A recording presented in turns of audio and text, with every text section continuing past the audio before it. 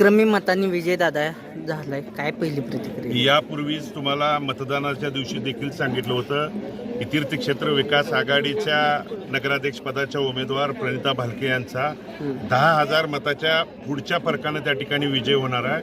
आज 11,136 मतांनी 11,136 मतांनी त्या ठिकाणी हा विजय प्रणिता भालकेंनी आणि तीर्थक्षेत्र विकास आघाडीच्या संपूर्ण शहरातल्या त्यांच्यासोबत कार्यरत असणारे मग सर्व सन्माननीय नगरसेवक पदाचे उमेदवार असतील, सर्व नेते मंडळी, आदरणीय अनिल दादा असतील, आदरणीय नागेश काका, दिलीप बापू, गणेश दादा, सर्व सोबत असणाऱ्या सहकाऱ्यांच्या पाठबळामुळं, सहकार्याच्यामुळं आणि असंख्य भारत नानांच्या पासून वडीलधारे असतील, ज्येष्ठ असतील, माता भगिनी असतील, तरुण सहकाऱ्यांनी जे परिश्रम गेले जवळजवळ 3 आठवड्याहून अधिक काळ त्या ठिकाणी हे यश संपादन करण्यासाठी, हा गुलाल मिळवण्यासाठीचं केलं, खऱ्या अर्थानं त्याचं आज या मताधिक्याच्या रूपानं सार्थकी झालं असं त्या ठिकाणी बोललं तरी काय वावगं ठरलं. मोठ्या प्रमाणावर क्रॉस वोटिंग झाली नाही, झालंय थोडंफार त्या ठिकाणी आहे.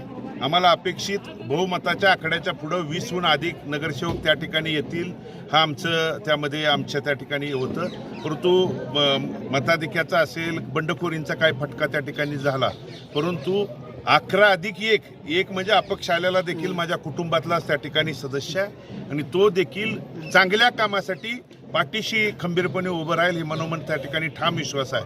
आणि नक्कीच तीर्थक्षेत्र विकास आघाडीनं जो वचननामा दिला आहे, जाहीरनामा दिला आहे, तो पूर्ण करण्यासाठी नक्कीच आम्ही त्या ठिकाणी येणाऱ्या 5 वर्षाच्या काळात कटिबद्ध असू. खरं तर अनेक पराभव तुम्ही पचवलेत. विधानसभेचा विठ्ठलचा पराभव पचवलाय, आज कुठेतरी गुलाल अंगावर पडलाय, काय मनात भावना आहेत आणि भालकेंचं पुढचं उद्दिष्ट काय? विठ्ठल कारखाना, विधानसभा. मुळात माझ्या वडिलांची आम्हाला त्या ठिकाणी शिकवण आहे, त्यांच्या बोटाला लहानाचं आम्ही मोठं झालो.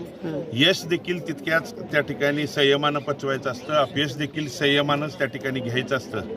गेली लगातार त्या ठिकाणी 2 विधानसभा असेल, कारखान्याच्या याच्यामध्ये झालेला पराभव जरी असेल तरी आज वडिलांची शिकवण माझी त्या ठिकाणी जिवंतपणे कार्यकर्त्यांच्या, आमच्या तीर्थक्षेत्र विकास आघाडीच्या मनामध्ये त्या ठिकाणी रुजू आहे आणि नक्कीच त्यांनी दिलेल्या शिकवणीला अपयशातूनच त्या ठिकाणी यशाची आज पायरी गाठलेली आहे. आणि त्या यशाच्या बाबतीत मी तुमच्या माध्यमातून सांगतो, आज हा अंगावर पडलेला या तीर्थक्षेत्र विकास आघाडीला आम्हाला आमच्या अंगावर पडलेला गुलाल इथून पुढच्या काळात प्रत्येक ठिकाणी गुलालच त्या ठिकाणी दिसेल.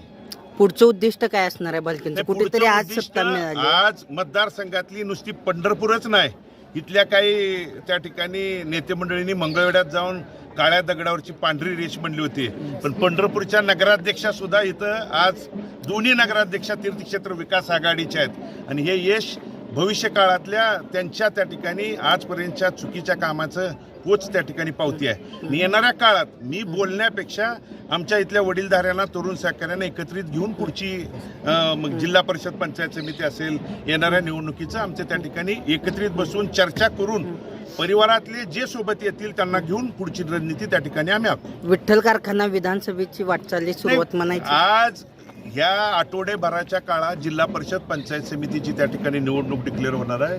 आमच्या परिवारातले सगळे, आता मी आज म्हणलेले मान्यवर असतील, परिवारातले जे जे सोबत येतील त्यांना सोबत घेऊन उद्याची जिल्हा परिषद, पंचायत समिती पंढरपूर आणि मंगळवेढ्यातली ताकदीनच याच पद्धतीनं पंढरपूर आणि मंगळवेढ्यात जसा गुलाल घेतला तसंच दोन्हीकडे त्या ठिकाणी गुलाल घेण्यासाठी आम्ही कटिबद्ध. मोठा विजय आहे. विजय कुणाला समर्पित करणार? विजय खऱ्या अर्थानं कार्यकर्त्यांचा आहे आणि कार्यकर्त्यांच्या मनामध्ये भारत नानांचे जे काळ आहे, आज जरी ते हयात नसलं तर भारत नाना या कार्यकर्त्याच्या मनामधली जिद्द असेल, उर्मी असेल, प्रचंड त्या ठिकाणी घेतलेलं त्यांनी आज कष्ट असेल, त्या कष्टामध्ये कार्यकर्त्यांनी भारत नानांना परत एकदा जिवंत ठेवण्याचं काम या निकालातून दाखवलेलं आहे आणि येणाऱ्या काळात प्रत्येक ठिकाणी तुम्हाला गुलाल दिसेल. नानांची आठवण झाली 100%.